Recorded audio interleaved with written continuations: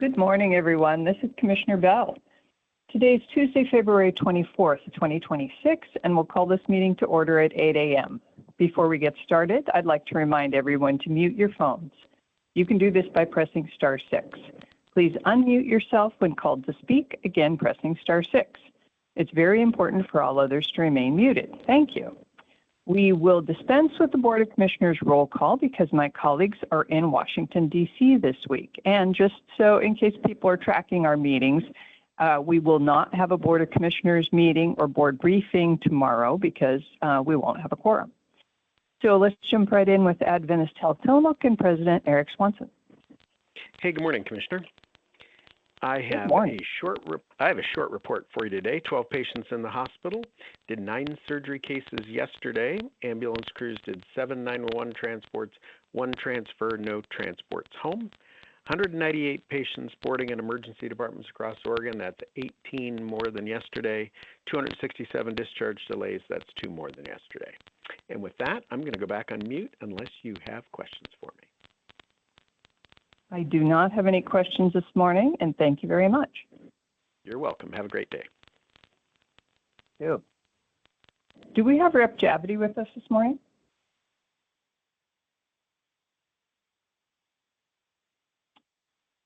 It is, of course, still the short session. So if Rep. Javity is able to join us, please just jump in. We'd love to hear your short session update.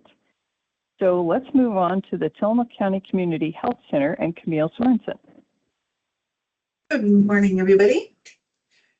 Good morning, Camille. February is Black History Month, and today we are recognizing Black History Month and acknowledging the important contributions that Black Americans have made to the field of public health and health care. It is also a time to acknowledge the differences in health outcomes experienced by Black Americans across the country. According to the U.S. Department of Health and Human Services, Black and African American people face significant health challenges, including a lower life expectancy, significantly poorer health outcomes, and a staggeringly high risk of pregnancy complication or even death. Giving birth for Black and African Americans have disproportionate and largely preventable negative outcomes. Given these differences in outcomes, it's critical to access prevention resources and care. At Tillamook County Community Health Center, we're committed to serving all patients. And if you are pregnant, we have several programs to provide prenatal and natal care to support healthy pregnancies. For more information or for anyone seeking medical care, they can call 503-842-3938 to schedule an appointment. You may have heard that there are measles in the state of Oregon. While state officials have declared an outbreak, there are no active cases in Tillamook County nor neighboring counties. It has also not been detected in our wastewater here in the county. Of the 5 reported cases of measles, 4 were not immunized and 1 is unknown. It's not too late to get your vaccination if you're interested. And finally, we would like to thank those who came to participate in our recent walk-in vaccination clinic on Sunday. Our staff cared for approximately 23 patients who took the opportunity to be vaccinated during the walk-in clinic. And if you missed the clinic and would like to get your immunizations, again, you can call 503-842-3938 to make an appointment. And that's all I have today.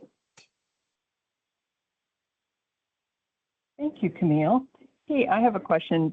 You were talking about no measles are detected in our wastewater testing, which is fascinating. And I remember that there was wastewater testing for COVID to find out just how prevalent it was in the community. But this makes me wonder, is wastewater tested for viruses regularly or just, and which ones, or is it just when there's an outbreak like measles?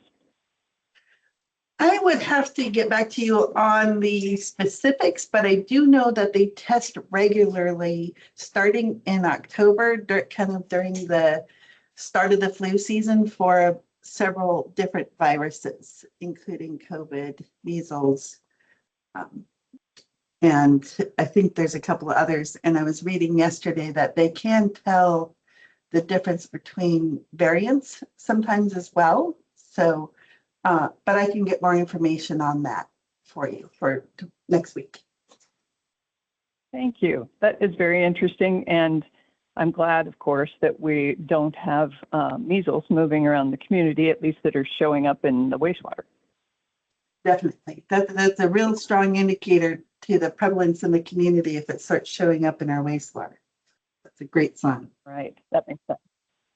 So thanks also for talking about Black History Month. I was in a meeting recently with a gentleman who grew up in Atlanta he was a child in the 50s and 60s before the Civil Rights era. And he's currently writing a memoir about his childhood. And it was fascinating to hear him recount what it was like to be in a segregated community as a Black child. Like, he had some really great real life examples, like there were soapbox derbies, which I think a lot of people probably know what those are. I know what they are because my son was a Boy Scout and there was soapbox derby, and kids build cars and race them. And so soapbox derbies were a big thing, but Black children weren't allowed to participate. And so they had their own neighborhood soapbox derby where they all got together and brought different pieces of things to build one car.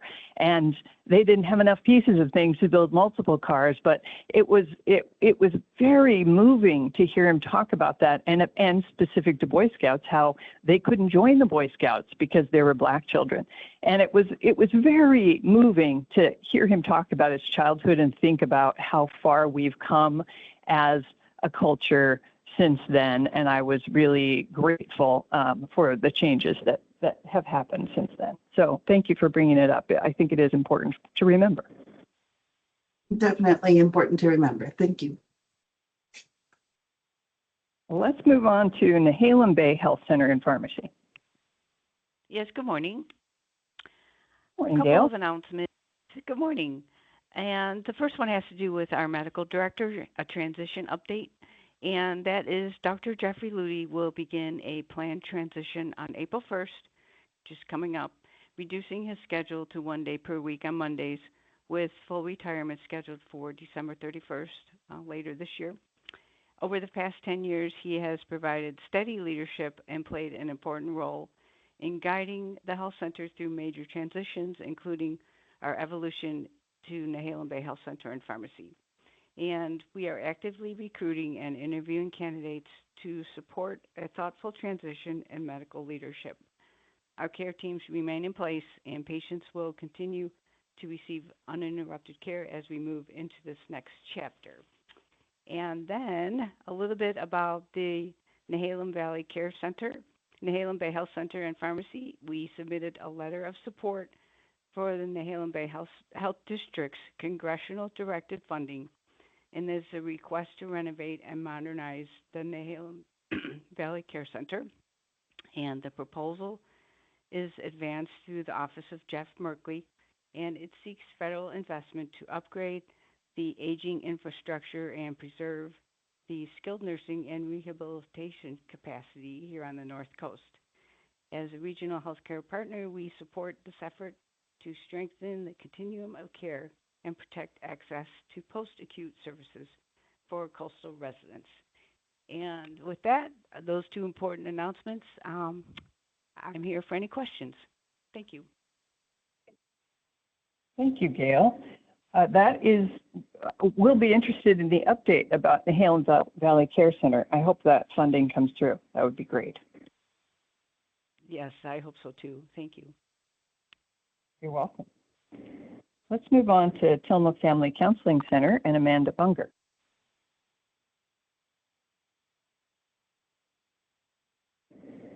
Do we have Amanda on the line today? If not, I'll circle back. Do we have Rep. Javity? How about Randy Thorpe in Emergency Management? Hey, you finally got one, Commissioner. Good morning. Good morning.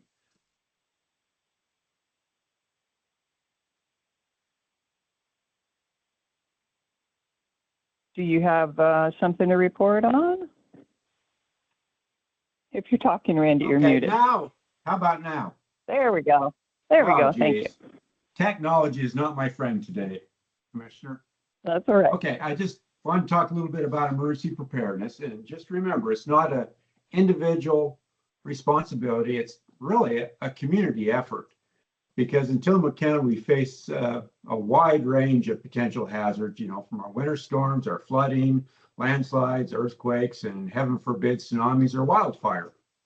And so usually when these disasters occur and our first responders will probably not be able to get out to us because they're going to be busy with their own families, their own little communities, and we may be islanded out. And so that's why Neighbors Helping Neighbors is one of our strongest and most important resources. And I'm really happy to say that this county is really good at that philosophy of neighbor helping neighbors. And we encourage everybody in your community, prepare your household first, emergency supplies for at least 3 to 7 days.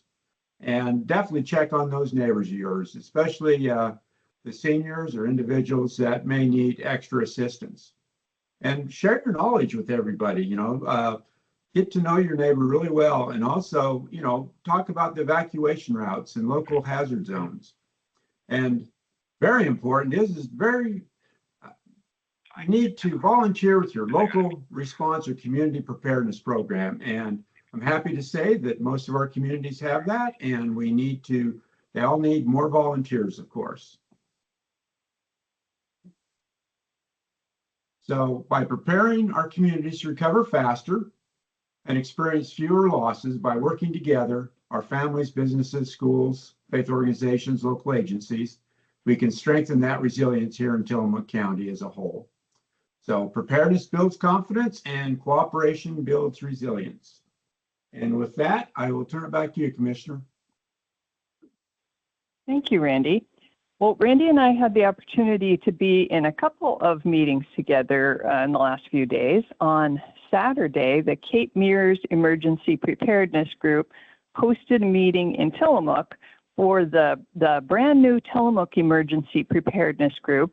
And it was just fabulous. There was a speaker, a nationally known speaker who came and talked about earthquake and tsunami preparedness. And there were all kinds of people who I hadn't seen in emergency preparedness meetings before. So they did a great job getting the word out. The turnout was excellent. We have been working for years to get in the city of Tillamook preparedness group up and running. And there just hasn't been the right people to take the lead. And also it's no doubt because we're not right on the oceanfront and there is part of the city of Tillamook that's in the tsunami zone, but not very much. And it's on the west end. And it's just been hard to get it going in the city of Tillamook.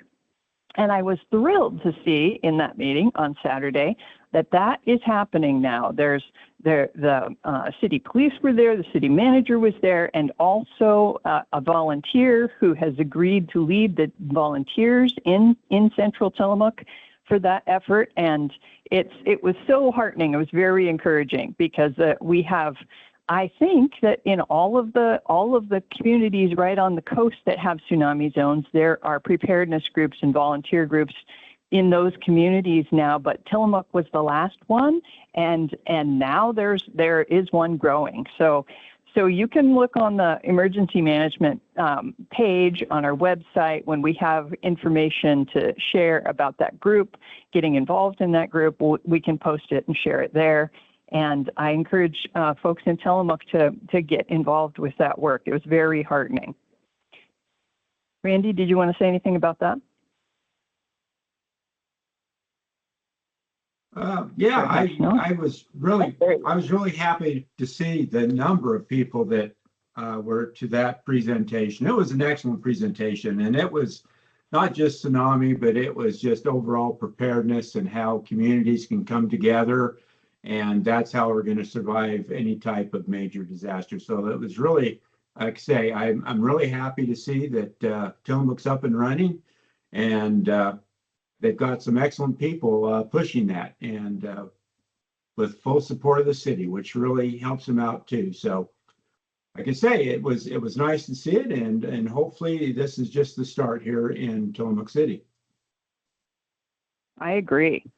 Then yesterday, Randy and I were in another preparedness meeting that was also very dynamic but different at Nehalem Bay Fire Department. And there we were meeting with emergency volunteer corps groups and cities and representatives from the state, from the Oregon Office of Resilience and Emergency Management, OREM, and private industry about places in Tillamook County where CACHE, C-A-C-H-E, emergency supplies sites could be, caches, emergency supply caches could be sited.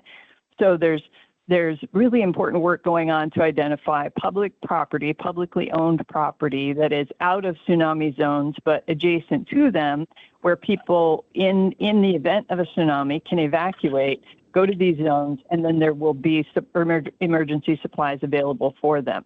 And so we were looking at layers of maps and how it needs to not only be out of the tsunami zone, but also out of landslide zones, and who owns what properties. And it's really dynamic work. And it was so encouraging to me to see the multiple partnerships for, volunteers and cities and counties and the state and private industry all working together on this project. So I just want the community to know that we have a lot of background noise going on right now.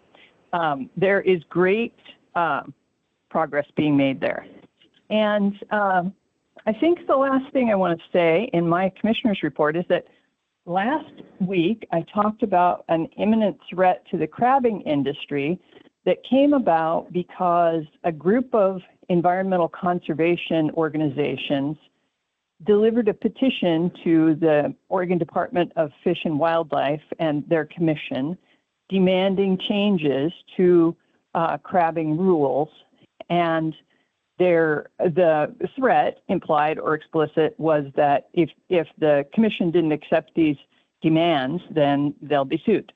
And so it was the demands, the changes that they were insisting on would decimate our nearshore crabbing industry.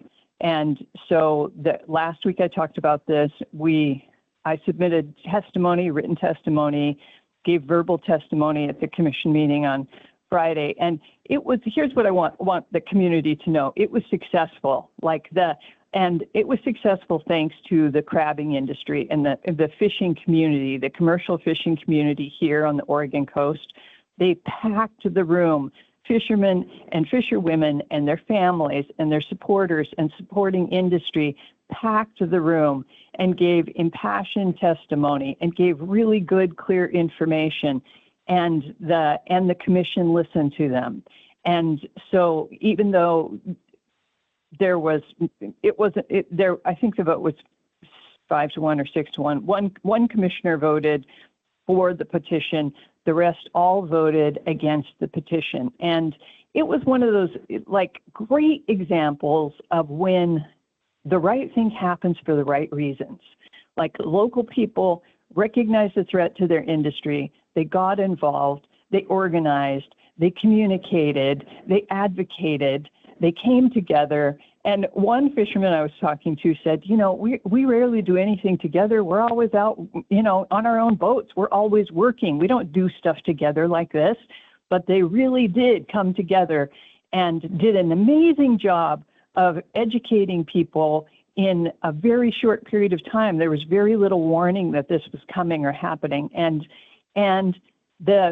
So they got involved with their government, with their state government, with their local government, and government listened and responded to them and denied the petition. So it was just a complete win. And I'm so proud of the fishing industry and their efforts to stop that in its tracks. And it's not permanently stopped, probably. I mean, maybe it is. That would be nice. But it's possible that those environmental coalitions will file a lawsuit. And then, it's possible this is just the beginning of the process. But the beginning was successful, and it was very heartening, that our fishing industry is worth fighting for, and the autonomy of our state agencies are worth fighting for. We don't want our state agencies to be run by outside special interest groups. So it was really, it was uplifting. So, not everything that happens is uplifting, but this was. So bravo to everybody who was involved. And with that, I will jump to the cities. I heard from Mayor Stock in Manzanita that she is not available. And I'll just check in for a second and see if Linda Kozlowski or someone else from Manzanita is with us. Hello, can you say that again? Did you call Nehalem? I haven't yet. Is this Mayor Chick? Oh, yeah, I missed that. Hey, good morning. Yeah, we're glad to hear you. So, Okay, Mayor Chick I'll from give the city of Nehalem. Sorry to jump in. Just wanted to give some reports on what we've been doing at the city. City Council recently held its annual goal setting session for the coming year. And top priorities for the council continue to be focused around infrastructure, including replacing all the city's 700 water meters with smart meters, and looking at water issues, exploring the feasibility of developing some of our water rights for the future. We're also working on our forest management plan. We're getting into that process right now. We've engaged with Sustainable Northwest to help us through some of the public engagement and meeting facilitation processes. That's going to probably begin in April, and then we hope to have a tour towards the latter part of the summer, early fall, and complete the plan before the end of the year. City is also in initial stages of planning for rebuilding our public works building. We've got funds set aside for that. We just need to engage probably with an architect, or maybe look at a pre-built unit, kind of a pole barn type building. But we need to take down that old building. It's starting to be unsafe. And we're also looking at grant funding opportunities to replace the playground equipment at our upper park on Hugo Street, which is about 20 years old, and it gets a lot of use. And then going into what was said earlier about emergency prep, that was really cool. I missed that meeting yesterday. Sounds like it was a good one at the fire district in Nehalem. But in Nehalem, we are purchasing a Connex storage unit, and we're going to put that up at our upper park. That is a tsunami assembly site. We also have an emergency septic system up there that the city partnered with Nehalem Bay Wastewater a number of years ago. And I think Wastewater is also doing that with some other communities. I know the city of Wheeler is working with them for an emergency septic system. So that's hoping to be developed into a pretty good emergency staging area for Nehalem. And I'd like to hear more from somebody in the future about what was talked about yesterday, and staging cash units. And earlier this month I was at an ICS training, Incident Command System training. It was put on by Todd Simmons from Tillamook PUD. Really good training. I'd recommend it to anybody. It's kind of a standardized training that is followed during emergencies. It's kind of the lingo, the language, and just keeps things going a lot smoother when you're in those difficult situations. And then a couple more things. In March, our city council is going to be considering a resolution in support of our community and those who visit our communities who have been suffering a lot of stress, chronic duress from some of the tactics currently being employed by ICE. And 2 cities in Tillamook County have already made such statements in resolutions or proclamations in Bay City and Wheeler most recently. And I know some other cities are considering it. So we'll be looking into that in the month of March. And lastly, and maybe most fun, I have an announcement to make for the Tillamook County Special Olympics program. As honorary captain of a team of local mayors, I'm excited to say the Polar Plunge is coming to Rockaway Beach, Lake Lytle Park this Saturday at 11 a.m.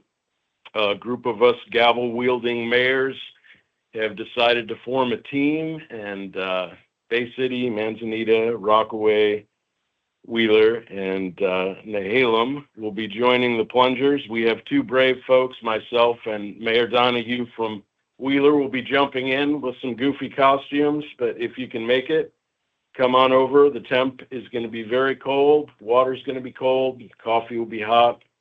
And support our athletes. We're very grateful to the city of Rockaway for being such an accommodating host through all the process. So that's my report. And yeah, good to be here. Thank you. Thank you, Mayor. That was a terrific report. I really appreciate it. And you're right. The special little polar plunge at Lake Lytle just put a big smile on my face. You're right. That is very happy news. I'm grateful for your service and grateful that we have that event happening in Tillamook County. So I hope you all have a wonderful time, and I hope I'll be able to make it. Thank you.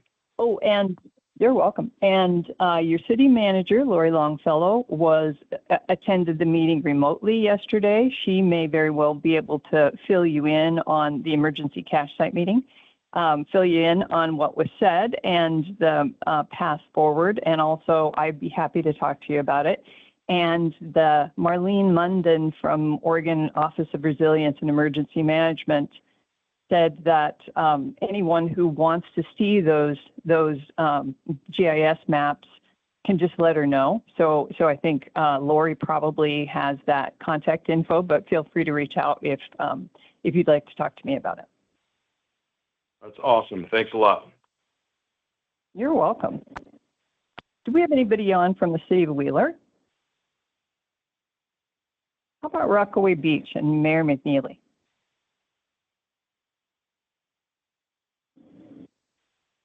Give him a moment to unmute if he's there.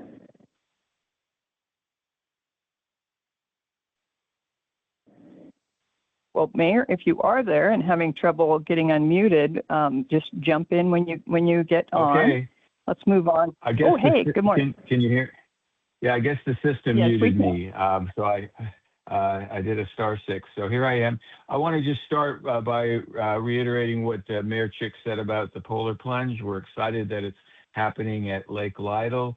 As it was probably clear, I will not be plunging, but I will be there in support, and just want to lift up Mayor Chick for all the work he does for Special Olympics and organizing this Polar Plunge. So thank you, Mayor Chick.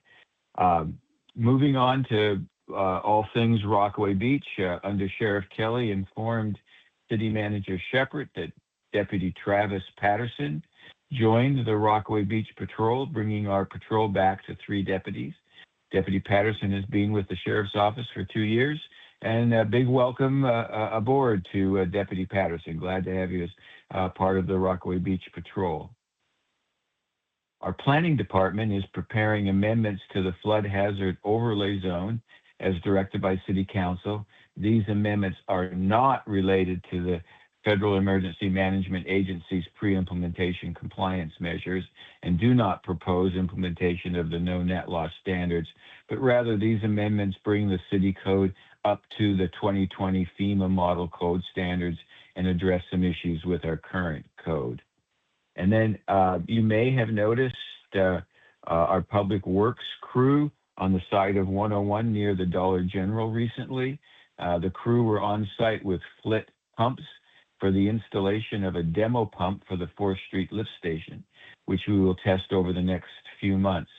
While the city's pumps at 4th Street aren't all that old, They have a challenging time handling the flows they received from the hotels on the oceanfront and were getting bound with rags last summer. The demo pumps from FLIT should alleviate this issue as they can de-rag themselves by spinning backwards and having an advanced control system.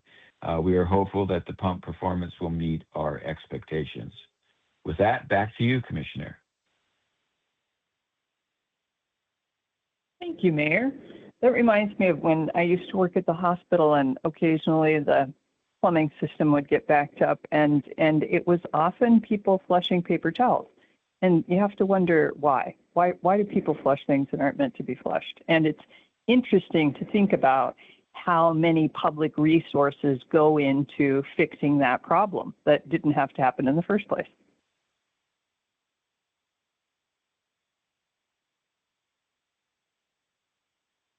Well, let's move on to the city of Garibaldi. Do we have anybody from Garibaldi today? How about the city of Bay City? Good morning. This is Mayor Welch. How are you today, Commissioner? Good morning, Mayor. I am well, thank you. How are you? Good. So at our last city council meeting, the city signed an agreement to purchase new playground equipment for the Al Griffith Memorial Park. We got this with a $100,000 grant from Oregon State Parks, a $75,000 grant from Tillamook County Visitors Association, and a match from the Bay City Transit Lodging Tax. So our city manager worked with an ad hoc group of local citizens that helped design the playground equipment that would meet needs of a range of children with mobility and including mobility issues and challenges. So really excited. We should have that built for this summer. I recently went to the Bay City Arts Center Pancake Breakfast, and what a great event. There was a full crowd there. And they do this to support local artists from all over Tillamook County and outside. And they have a winter youth theater program. It's going to be March 13th to the 15th. There's two plays, Hokey the Hoquartin Troll and Squid in the Snow. So if you're interested in this, they've done a wonderful job with the stage and working with the authors for the play. And if you want, there's more information on the Bay City Arts Center website. It's this morning at 9:30 is Coffee with the Mayor and City Manager. For all of those, you're invited to come chat with us about anything that interests you that's going on in Bay City. And we also have vacancies on our Planning Commission, and we're always looking for volunteers for the Bay City Emergency Volunteers. And if you want more information about those opportunities, contact Bay City Hall, and they will let you know. And that's my report for today. Thank you. Thank you, Mayor. I appreciate your report, as always. Let's move on to the city of Tillamook. Sean Lewis. Good morning, Commissioner. It's good to be with you. At our last city council meeting, we appointed 2 new city council members, so we're up to a full council again. Congratulations to Hope Bouchard, representing Ward 2, and Justin Oftemeyer, who is representing Ward 5. They were sworn in last week and have started their duties as city council members. It was good to attach. If I could add my 2 cents to the emergency management meeting on Saturday, my wife was there scribbling down notes as fast as she could. So I think there'll be some new changes for our family as a result of attending that, and encourage anybody to get their preparedness stuff going. You know, you don't have to go out and buy $10,000 worth of stuff today, but simple things like buying a little bit of extra groceries, or when you go grocery shopping, buy one more of a staple item, or putting things together just one at a time can add up over time, and that's really a good way to do it. Finally, our survey that we've been talking about for months, from RCAC, it'll look like junk mail, but that was mailed out to 300 or 500 people in the community. We needed 330 some odd responses back. As of last week, we've only gotten 75. So we just need to encourage our friends and neighbors, if they get the survey, to please respond. This is very, very important to the city, in our efforts to find more financing for projects like our sewer and water projects. A second mailing of the survey will be going out this week. This second mailing will have a QR code that you can scan, so you don't need a stamp or anything to return it. You can scan the QR code and you'll be able to access the survey online for that. This is, again, for residents of Tillamook City only, and it doesn't matter what your answers to the survey are, we just need the responses. So we just want to make sure that we're doing everything we can to get the word out and get people to send those surveys in so that we can get good results from it. That's our report today, Commissioner. Thanks so much for the opportunity. Thank you, Sean. So one final call out for Rep. Javity in case he was able to join us late. I'm going to assume not, and thank KTIL for broadcasting, as always. It's remarkable how many people tell me that they listen to this meeting on KTIL and how much they appreciate it. So thank you, KTIL. Thanks for everyone participating, and thanks everyone who's listening. I hope you all have a wonderful day. This meeting is adjourned at 8:36.